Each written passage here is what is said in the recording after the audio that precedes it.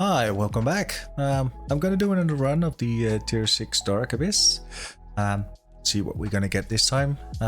Brief reminder, I'm running the low grade Hydras, the +3s as mentioned in my other videos. Standard Blue and Crash, Pyro 2 to help with damage. More explanation you can find in the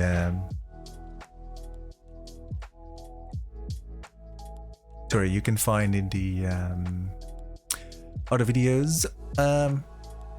Running cheap Abyssal ballistic control systems and a slightly more expensive web of fire, which helps with reducing the speed for my targets a little bit more. So I apply a little bit more damage, right? Anyway, my boosters are running out slowly, so let's dive in. Here we go.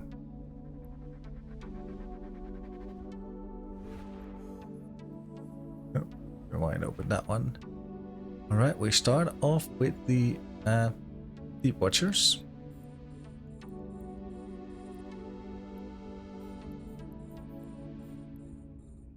This is a very easy room. It just takes time. Let's put it that way. Minus 50. There's no speed clouds, I think, around them at the moment, which is good. The only thing I need to keep in mind is my range. It's 38 kilometers. Because of the Hydras, right? Here we go. So there is a speed cloud, as you can see, but it's a small one. It doesn't impact the Deepwatchers. And there's a red cloud as well, but this setup is stable with the red cloud. Red clouds give you a penalty, right? In essence, is that your shield booster will consume double the amount of, or I think close to double the amount of. Yeah.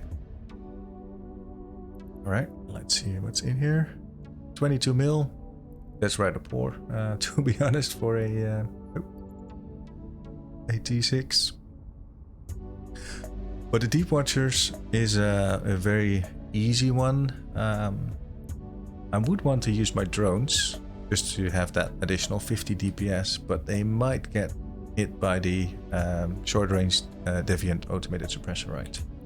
Now keep an eye on them, because these are the cheaper tactile versions, not the navy ones. Their shield is a lot less as well. There you go. You can see him going, right? So what I will do, I will pull him back in. It's not worth losing him over. But it does help, right? Especially with this setup. And if you don't have perfect skills, the drones will help in this room quite a bit. You can see the Deepwatchers going down anyway, so this is, I guess, a good example of the worst, well, almost one of the worst versions of this room. The worst one would be if they have a speed cloud as well, because then there's the need to chase them. So usually I try for the videos to zoom in and show something, right? Usually, but in the Abyssal it's always good to know your positioning. But that's why I do fly zoomed out quite a bit. It's one of the things that Eve sometimes needs, right? Because you need to know where you are on the playing field.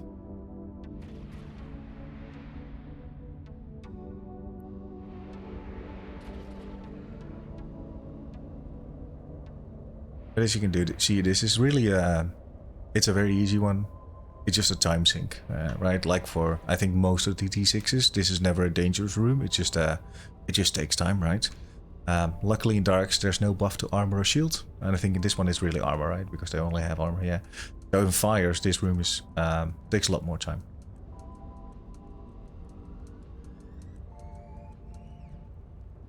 But yeah, for Darks, this is not taking up too much time.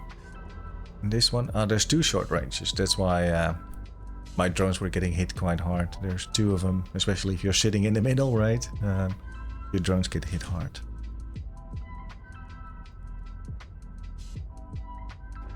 Quickly reload and then finish off the last one. And there we go. Let's go.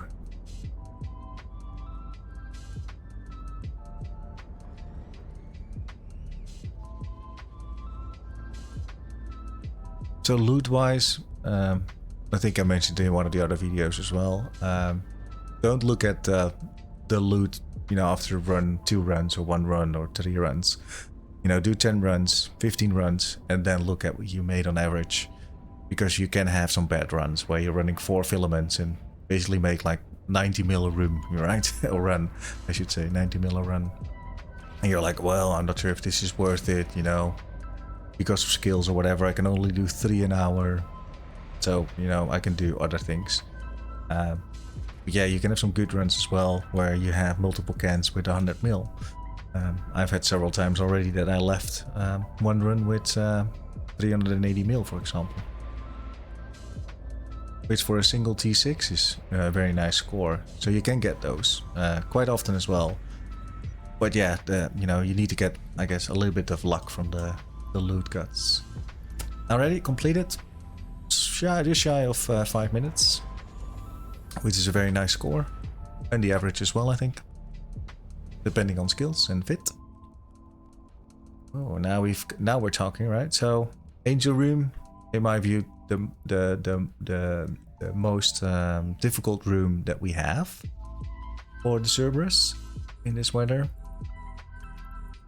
But because of this setup, it's actually very stable. Once you get taking damage, turn on the shield booster, turn on the shield booster, deactivate the AB to conserve a little bit of cap. Start shooting, web down first the normal Cinnaballs, and then make your way to the elites. Because there's only 3 elites at the moment, what I will most likely be doing is I'll take down the normal Cinnaballs, take down the Ixion, because this weapon disruption, right, will make you do less damage. Especially to the elites. So usually I do this. It does depend, right, how things are looking. I think in this one I can get away with it. You can see the tank is holding, yeah, pretty nicely. I should be able to tank 3 of those for a very long time. At least long enough, right, for you to take everything off the field. And you just work away, work your way through it. If you get a spawn with more Cinnaballs, take down a little bit more, right? But also get used to running these rooms as well. You will know exactly what your ship is capable of. Yeah, because of the EM rig, it's so much more. It's so much easier to run this versus the Cerberus fit I flew before with the assault damage control. You can see how quick this is going down, right? Cap is, yeah, it's dropping, right? But it's stable. No concerns there. It's also one of those rooms, like with the Deepwatcher, is you don't go for all the cans. Usually I go for the caches and then just move on to the next one.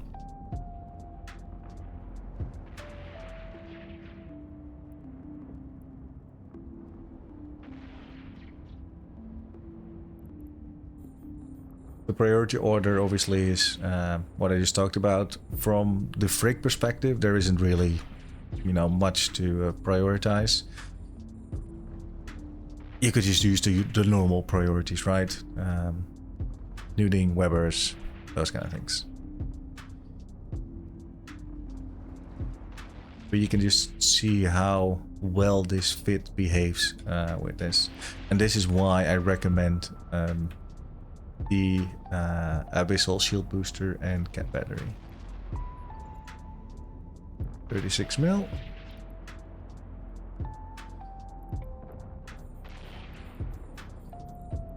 I will do now is just make my way to the gate. Did I do that correctly? Yes. All right.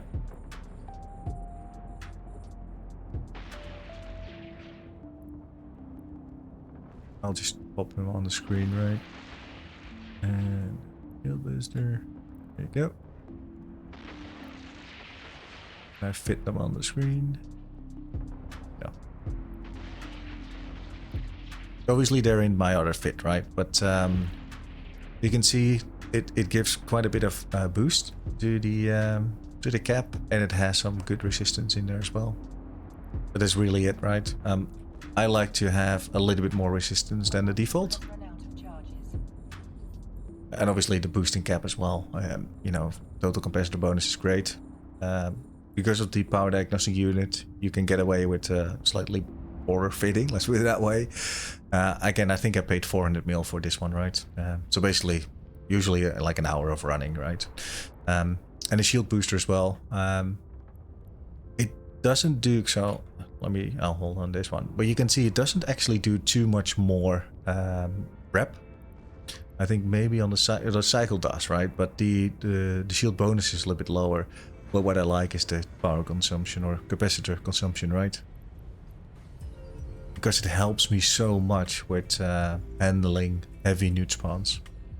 You know, getting a higher resistance through the battery, having a shield booster that doesn't consume a ton of cap, it still provides a decent amount of wrapping power. That's just the best combo, right? Ooh, 2 angel rooms, alright. I'm gonna pause because I don't want to go into that red cloud. Whatever you do, don't go into red clouds. Alright, start the booster up. So this is 6 Cinnaballs, whereby 3 of them are elites. Again, same thing, right? You go for the normal ones first. I'm just gonna see if I can do this without overheating, right? And again, keep in mind, I'm doing this with a Python B type, right? So this means if you do... I might want to start overheating. Let's do it. Let's do it. Let's just do it. I probably should be still good, but I'm not gonna try that, right? But yeah, don't be afraid to overheat. You can overheat the hardener for quite a bit of time,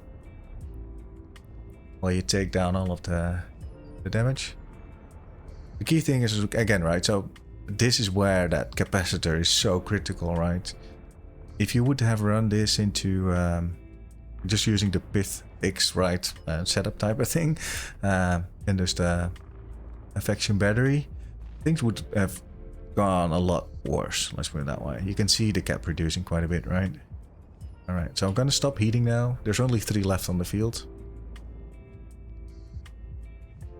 So bring paste, right? So you can rep in the between rooms. Obviously this is the last room, so it's less of an issue, but yeah, don't be afraid to overheat. Alright, so we will... I'm gonna do the usual thing. I'm not gonna bother too much. Oh, I should wipe them down. But this wasn't, you know, it wasn't the worst spawn, right? But it was still a reasonably nasty one. And you could see how it handled. I didn't need to overheat my booster, which is only what you want to do is in kind of an emergency situation. Let's put it that way.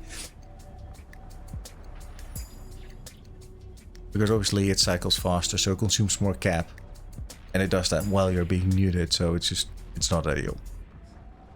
You just overheat the multispectrum.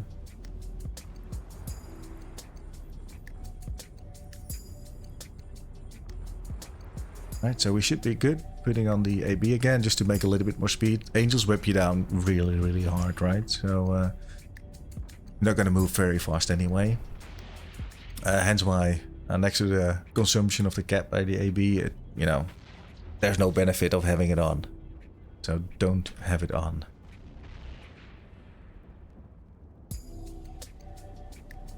It's, you know, it could actually be deadly if you leave it on, right? If it's not kip sufficient, then yeah, yeah, it might. You might pay the price, right? But this is a rare scene, right? That you have 2 angel rooms back to back. You don't get this very often, trust me.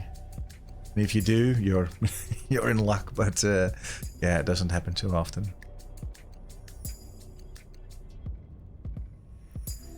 There's no reason to switch to rage in these rooms because of the signatures. So it's one of the rooms why I always make sure that I enter a room with navy ammo as well, because you don't want to reload when you enter this room from rage to at least not what I want to do, from rage into navy ammo. You lose time, and this is one of the few rooms that time is of the essence. You want to get the DPS off the field quickly. You want to get out of speed clouds, you want to get out of red clouds initially, right? Now obviously it's a non-issue now, but it's definitely from the start. You know, being in a huge cloud, you know, wherever you need to go, up, down, left, right, you do it to get out of the speed in red cloud.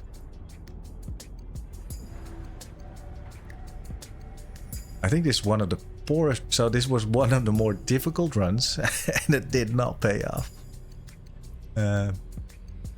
Look at that, 84 mil. And you still have to subtract 25 mil for the filament, right? So yeah, this is not a good commercial for running tier 6 darks. But trust me, usually it's better. It's not that bad.